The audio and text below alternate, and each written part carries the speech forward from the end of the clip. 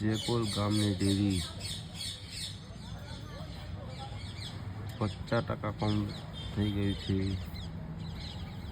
અને આ અમારા ગામનો ચબૂતરો છે. અમારા ગામના અંદર 3-4 ચબૂતરા છે.